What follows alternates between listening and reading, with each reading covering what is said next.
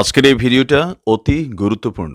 দেখা মাত্র প্রত্যেকটা বাংলাদেশী নাগরিক এটা ভিডিওটা শেয়ার করে দিবেন, কারণ আমি যে তথ্যগুলো দিচ্ছি।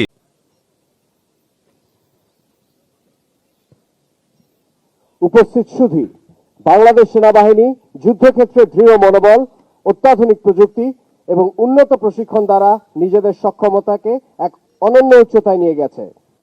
তাদের কর্মদক্ষতা দেশের সার্বভৌমত্ব রক্ষা এবং আঞ্চলিক স্থিতিশীলতা বজায় রাখতে গুরুত্বপূর্ণ ভূমিকা পালন করছে। এছাড়াও জাতিসংঘের শান্তিরক্ষী মিশনে দক্ষতার সাথে দায়িত্ব পালন করছে আমাদের সেনাবাহিনী।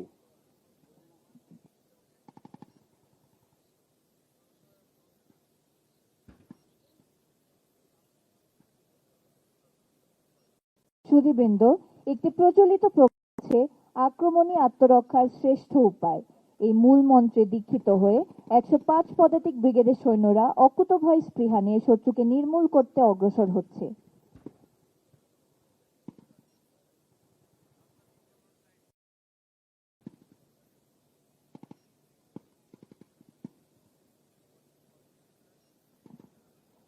সুধী, বাংলাদেশ সেনাবাহিনীর ইনফ্যান্ট্রি রেজিমেন্ট সমূহ উন্নত মানের অস্ত্র, অত্যাধুনিক পদাতিক সরঞ্জামাদি এবং যোগাযোগ মাধ্যম দ্বারা সুসজ্জিত। সৌম্য শক্তি ক্ষিপ্রতা মূল মন্ত্রে দীক্ষিত ইস্ট বেঙ্গল রেজিমেন্ট এবং দুর্জয় দুরন্ত নির্ভীক মূল মন্ত্রে দীক্ষিত বাংলাদেশ ইনফ্যান্ট্রি রেজিমেন্টের সমন্বয়ে আমাদের সেনাবাহিনীর পদাতিক সুসংগঠিত।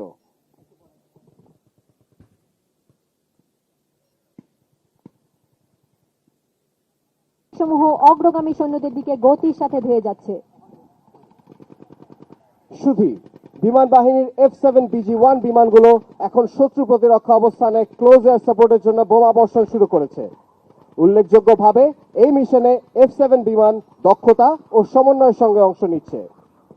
আপনাদের জ্ঞাতার্থে জানানো যাচ্ছে, বাংলাদেশ বিমান বাহিনী F7 ছাড়াও MiG-29, F7BG-1, Yak-130 এবং অন্যান্য অত্যাধুনিক যুদ্ধ বিমান দ্বারা সুসজ্জিত।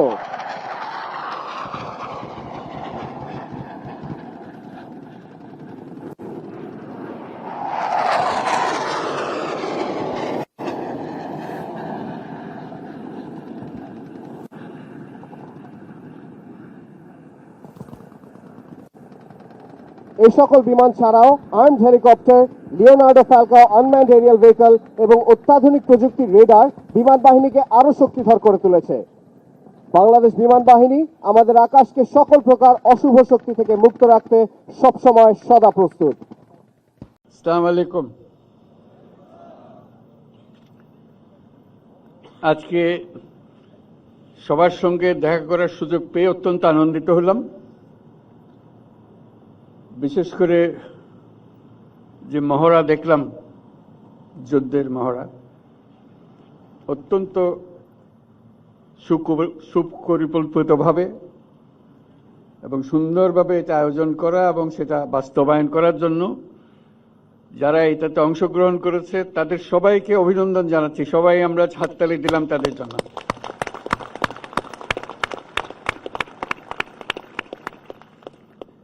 এটা চমৎকার অভিজ্ঞতা নিয়ে গেলাম, কত সুন্দরভাবে একটা যুদ্ধ পরিচালনা করা যায়, কত সাহসের সঙ্গে এগিয়ে যাওয়া যায়। যদিও এটা বাস্তব নয়, এটা মহড়া মাত্র। তো এই মহড়া থেকেই বাস্তবের সৃষ্টি, প্রস্তুতি, যাতে প্রকৃত যুদ্ধে আমরা সফলভাবে বিজয়ী হয়ে আসতে পারি। সেনাবাহিনীর মূল লক্ষ্যই হলো বিজয়ী হওয়া, দেশকে রক্ষা করা সকল পরিস্থিতিতে। বলা যাবে না এটা এখন বর্ষার দিন, এখন আর পারবো না, এখন বেশি গরম, এটা পারা যাবে না, বলার উপায় নেই।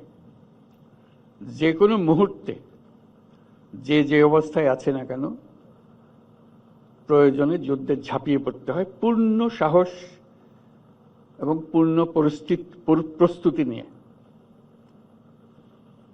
সেটারই একটা মহড়া হলো প্রস্তুতি হিসেবে ভবিষ্যতে বাস্তব যুদ্ধে আমরা আমাদের যা করতে হবে সেটার একটা প্রস্তুতি। কিন্তু যুদ্ধটা কার সঙ্গে করবেন,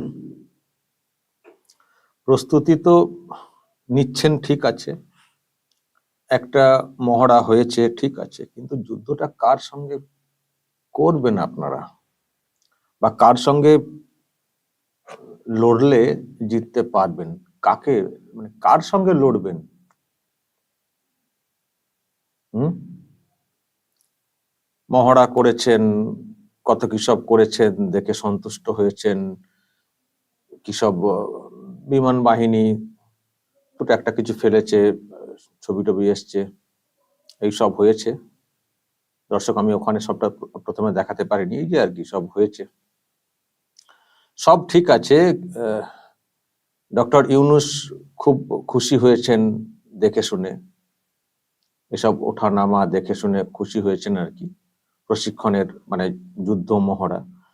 কিন্তু উনি বলছেন যে এটা মহড়া হলেও বাস্তব হতে পারে, তার জন্য তৈরি থাকতে হবে, যে কোনো সময় যে কোনো মুহূর্তে আমাদেরকে ঝাঁপাতে হবে, ইত্যাদি ইত্যাদি। কিন্তু প্রশ্ন হচ্ছে যে কার সঙ্গে লড়াই করবেন আপনারা, কার সঙ্গে? আপনাদের চারিদিকে রয়েছে ভারত, আর এদিকে মায়ানমার, যদিও ওখানে আবার একটা পরিবর্তন আসছে।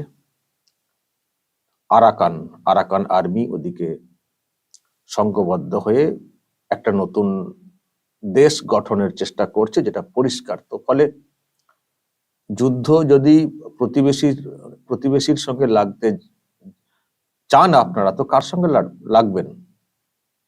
ভারত নাকি ওদিকে আরাকান আর্মির সঙ্গে যুদ্ধ হবে বলে মানে হতে পারে, ওরা ঢুকতে পারে, সেই জন্য কিছু একটা প্রিপারেশন? কার সঙ্গে লড়বেন? কিসের প্রস্তুতি? নাকি গৃহযুদ্ধ সামলাতে হবে সেজন্য? বাইরের শত্রুর সঙ্গে লড়াই, নাকি গৃহযুদ্ধ যে কোনো সময় শুরু হতে পারে, নিজেরও বাঁচার কোনো চিন্তা ভাবনা, মানে কিভাবে বাঁচবেন সেটা নিয়ে চিন্তা ভাবনা, সেই জায়গা থেকে কথাটা বলছেন যে প্রস্তুত থাকতে হবে, প্রস্তুত থাকতে হবে। যদি খুব সংকট দেখা দেয় তখন সামলে আমাকে বেঁচে থাকতে হবে, আমার ক্ষমতা টিকিয়ে রাখতে হবে। অ্যাকচুয়ালি যুদ্ধটা কিসের? আর গৃহযুদ্ধ সামলানোটার বাইরে আপনারা অন্য যুদ্ধ কি করে সামলাবেন? অন্য যুদ্ধ বলতে আমি আবার বলছি, যদি ওই রোহিঙ্গা ইস্যুতে আরাকান আর্মির সঙ্গে যুদ্ধ হয়, বা আরাকান আর্মি যদি ঢোকার চেষ্টা করে বাংলাদেশে বা ওই পার্বত্য এলাকা ইত্যাদি, তখন ঠিক আছে, ওই ফোর্স হয়তো ততটা তুল্যমূল্য না।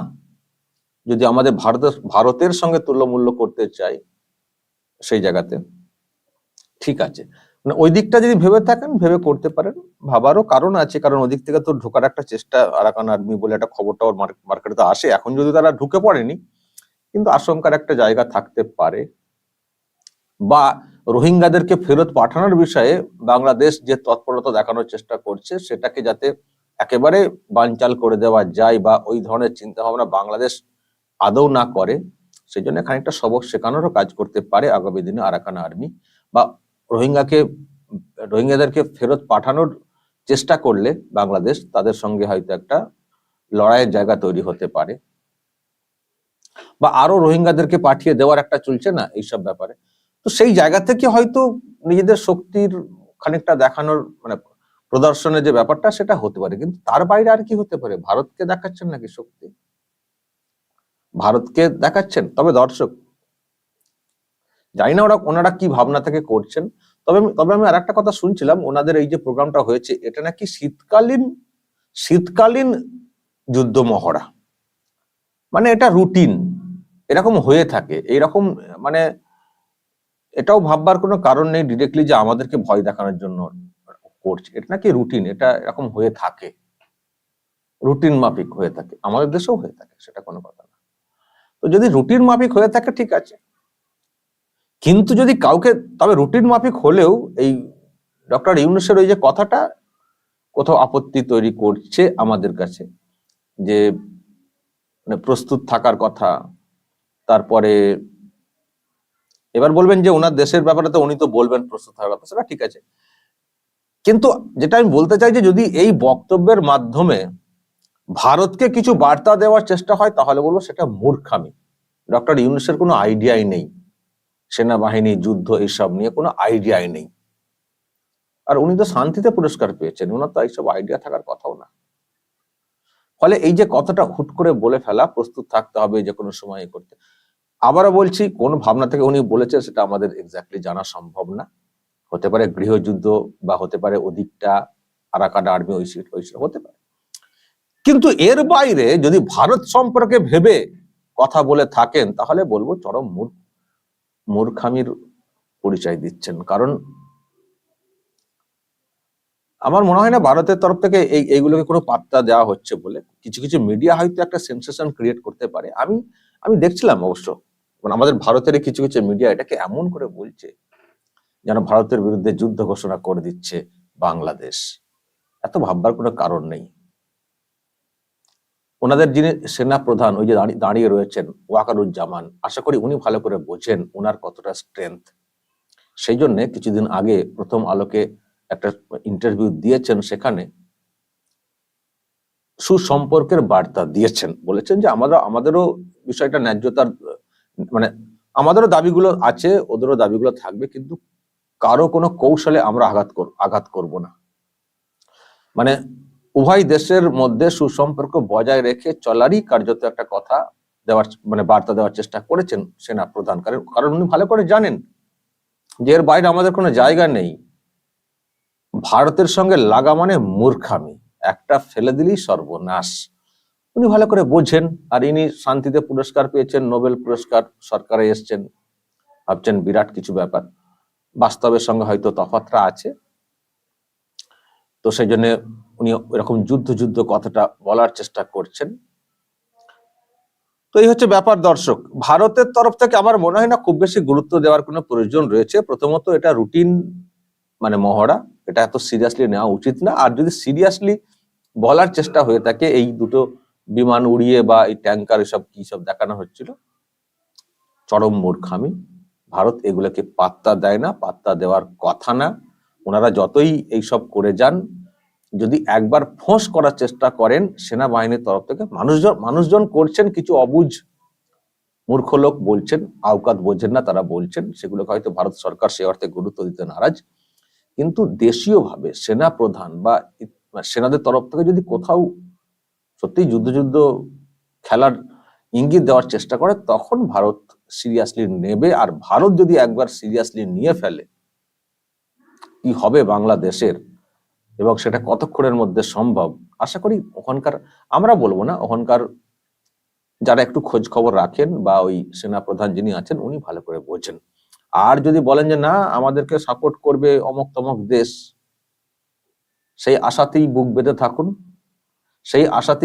থাকুন, তারপর বুঝবেন ঠেলাটা। ফলে যদি প্রস্তুতি যেটা হয় আর কি, সেনাদের তো আরো অনেক কাজ আছে, শুধু যুদ্ধ না। বন্যা এলেও সেটাকে সামাল দেওয়া, মাঝে মধ্যে ওনাদের ক্ষোভ বিক্ষোভকে সামাল দিতে হয়। সেই সব কাজের জন্য প্রস্তুত থাকা উচিত, অ্যাক্টিভ থাকা উচিত। যে কোনো দেশের অভ্যন্তরীণ নিরাপত্তাটার একটা ব্যাপার, ঠিক আছে। কিন্তু ভারতের সঙ্গে যদি টক্কর দেওয়ার জন্য যদি এই রকম করা হয়ে থাকে, তাহলে আমি আবারও বলবো চরম একটা মূর্খামি। এইগুলোর কখনো মানে থাকে না। ভারতের সঙ্গে চোখ তুলে তাকালে, ভারতের যা স্ট্রেংথ রয়েছে, চোখটা উপড়ে নিতে বা ওই একটা দেশকে শেষ করতে বেশিক্ষণ সময় লাগে না। কিন্তু ভারত সরকার সেটা এখনো ওই রকম ভাবে ভাবছে না। ভারত সরকার পরিষ্কার বলে দিয়েছে, দুদিন আগেও বলে দিয়েছে, যে আমরা বাংলাদেশকে একটা সুসংগঠিত, গণতান্ত্রিক এবং সকলকে নিয়ে চলার মতো একটা সরকার দেখতে চাই, এবং আমরা সমর্থন করতে চাই। ভারত কিন্তু এখনো যুদ্ধ এইসব কিছু বলেনি সরকারের তরফ থেকে, বরং ওখান থেকে যে মানে অনেক বেশি এই ধরনের কথা শুনি। ভারত সরকার এখনো সেইভাবে দেখেনি। ভারত সরকার সুসম্পর্ক রেখেই চলতে চাই। বিদেশ সচিব যেমন ওখানে গিয়ে বলে এসছেন, তেমনি এদেশে বসেও ভারতের বিদেশ মন্ত্রক বারবার সেই বার্তাই দিচ্ছে। দর্শক, বলবেন যদি এই নিয়ে কিছু বলার থাকে।